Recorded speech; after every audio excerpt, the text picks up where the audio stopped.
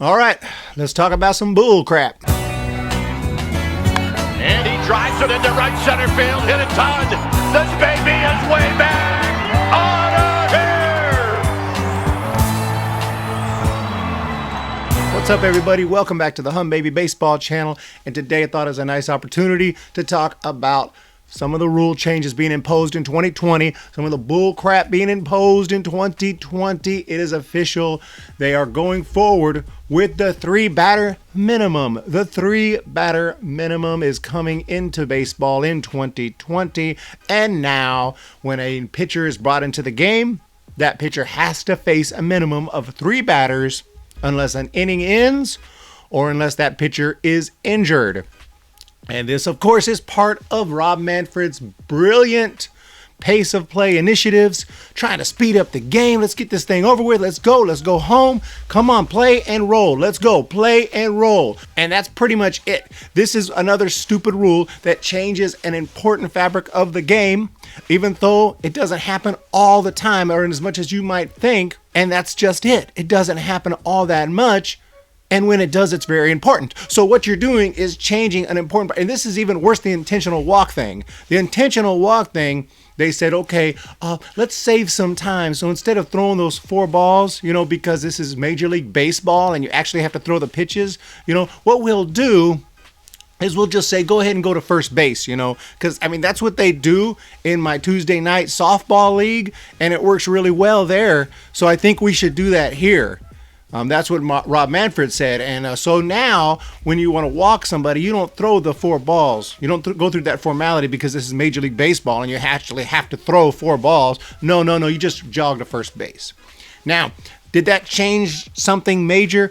Well, it's extremely rare, but it does happen when a pitcher will throw a wild pitch or something crazy, something weird does happen in those scenarios from time to time, but it's very, very, very rare. So I hate that rule because it looks so amateurish, but at the same time, it's not as bad as this one because now you're taking a decision that the manager has out of his hands and saying you cannot do that. You are not allowed to make a pitching change even though you have a healthy, ready-to-go pitcher in the bullpen. You cannot bring that pitcher in until this pitcher faces 3 batters.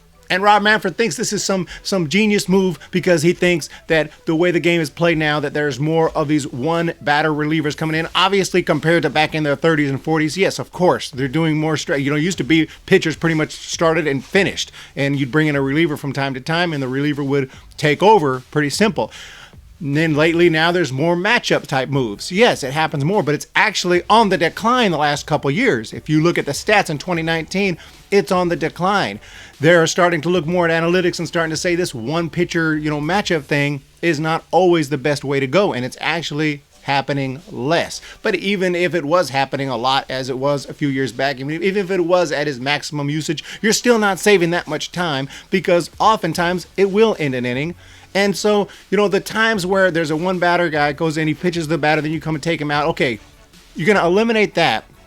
And over time, which happens every other game or so, and over time, you are going to save, and this is true per article by Tom Verducci, over the course of a season, you know how much time is going to get saved per game by this move? 44 seconds. So we're saving 44 seconds per game. Because now when you do that, now all these basketball fans and fans of other sport, they're going to flock to baseball. Like, wait, hold up. Wait. The games are not 3 hours and 30 minutes anymore? They're 3 hours and 29 minutes? Dude, we got to go to a baseball game now. If they don't like baseball, they're not going to start liking baseball because you saved 44 seconds here and 44 seconds there and 10 seconds here. If you're going to change the game and try to make it go faster, make it go faster. Stop changing the game. Stop taking major elements out of the game to save a few seconds so you can say you did something because it's stupid. And now this is beyond stupid. This could have serious effects on a game. Just imagine Giants in a pennant race, okay? Coming towards October, okay? It's September. We're in a pennant race, and Giants are playing the Dodgers, trying to catch the Dodgers. We're a couple games back. You need this win. Playing at playing at Oracle Park, okay? Coming up to bat. Max Muncy's coming up. Cody Bellinger's coming up. And then Justin Turner's coming up. Okay. We got 2 outs in the inning. 8th inning. We got 2 outs. Giants are up by a run. We got this thing in the bag. We just have to get out of this inning. And because there's two lefties coming up, let's go ahead and bring in Tony Watson because he's our left-handed specialist. Surely he'll get one of these guys out and we'll get out of this inning. Okay, so he comes in. And up to bat is Max Muncy. And first pitch is way upstairs. Second pitch goes to the backstop. Third pitch almost hits him. We're like, oh, God, he doesn't know where the ball's going. He is not on his game. You can see he's uncomfortable out there. He's not feeling it. And then he walks him. He walks Muncy. You're like, oh, gosh, that did not look good. Here comes Bellinger. First pitch, he hits foul into McCovey Cove. We're like, oh, God. He was not fooled at all. Next pitch goes to the backstop. Runner heads to second. This dude is off. Oh, my goodness. We can't even take him out. He's got to finish this at bat. Please get Bellinger. Next pitch, Bellinger rifles a base hit right up the middle. These dudes are... And next coming up is Justin Turner, our right-hander. Oh, God. We got Moronta ready in the bullpen. Go get Moronta. This dude is off. Sorry. He's got to face Justin Turner. He couldn't get the lefties out. He's clearly off his game. He doesn't know where the ball is going. But he's got to face Justin Turner, who then crushes one up into the bleachers. Dodgers take the lead. Dodgers win the game. Dodgers win the division by 1 game at the end of the year. And that's just a regular season scenario. This supposedly also takes place in the playoffs, in the World Series. Can you imagine? These are high leverage situations. You don't just bring in a left-handed specialist to face one guy in the 3rd inning just cuz. You do this late in the game, in the 7th, 8th, 9th, when everything's on the line, when you've got to hold a lead. You don't do this when you're up by 10 or the other team's up by 10. Nobody does it. When do these scenarios take place? When it's a tight game, when it's important, when everything's on the line. It's when it all counts. You need every out. So now the manager of a baseball team is not allowed to make a pitching change in certain scenarios. That pitcher has to face 3 batters, and they're saving 44 seconds on average per game. This is not going to save barely any time at all. It is not any different than the intentional walk rule. If you want to save time, tell the players to get a freaking move on. Let's go. Pitch the dang ball. Let's go. Okay?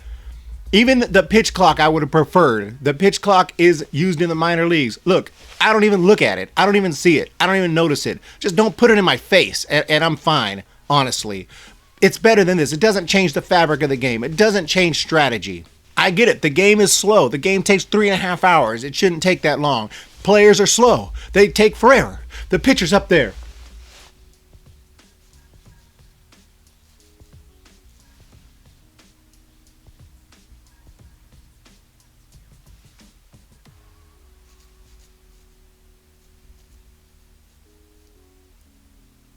Let's go! You're not bringing in new fans with this rule. You're just pissing off a lot of the fans that you already have. Now, I'm not saying the 3-batter minimum rule, it's not the worst thing. The worst thing would probably be that ridiculous rule in the minor leagues where if you go into extra innings, they start with a runner on second base.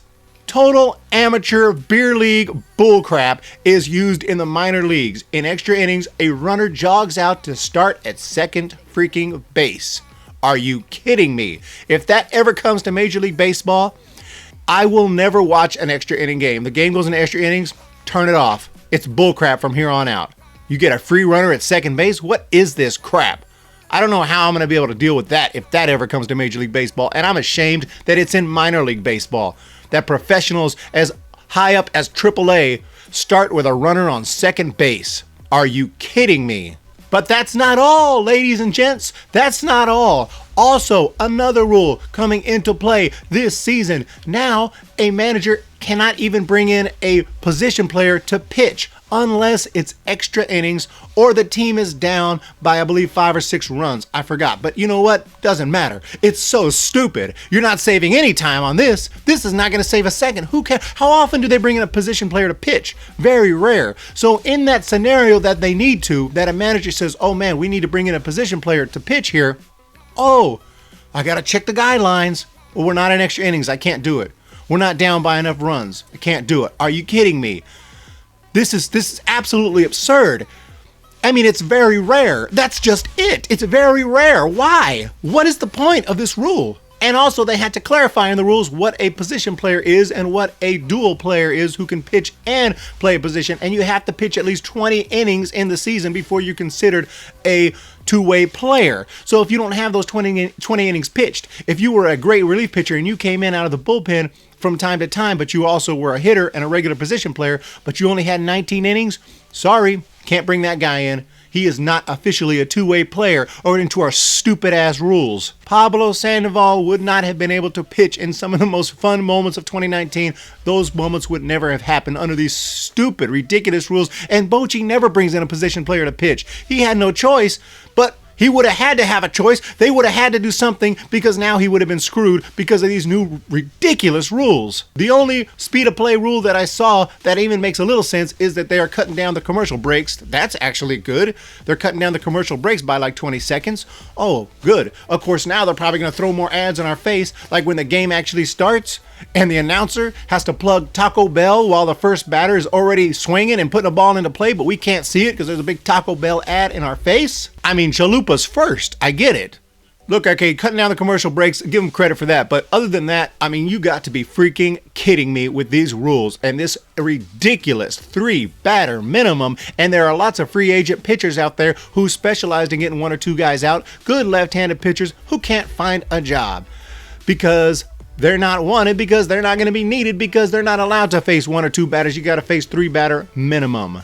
I hate it, man. Let me know what you guys think in the comment section below. Maybe I'm tripping. Maybe you guys like it. I know some people like this rule. It's 44 seconds per game on average. You're not saving any time, and you're messing with the manager's ability to make moves when he wants. And yes, it's a rare scenario, so you might say, well, it's a rare scenario. Why do you care? Because it's rare but important. When it happens, it is high leverage situations. When it matters, it's when it counts. 7th, 8th innings, you saw my example. That could happen. Not that exact situation with those exact players, but something like that could happen in a big game. You know how many baseball games there are?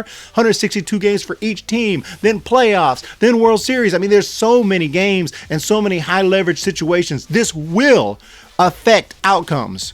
Absolutely will affect outcomes. Great job, Rob Manfred. Thank you guys for joining me today. Let me know what you think in the comment section below. And make sure you hit that subscribe button if you're not already subscribed, because we're talking baseball all off season long and into 2020. We're going to be coming live for pre and post game shows in 2020. Can't wait for that. Check out my Patreon page where you can give back to the channel, help me grow, and get special content for you and you alone. So have a fantastic day. I'll talk to you guys next time. See ya!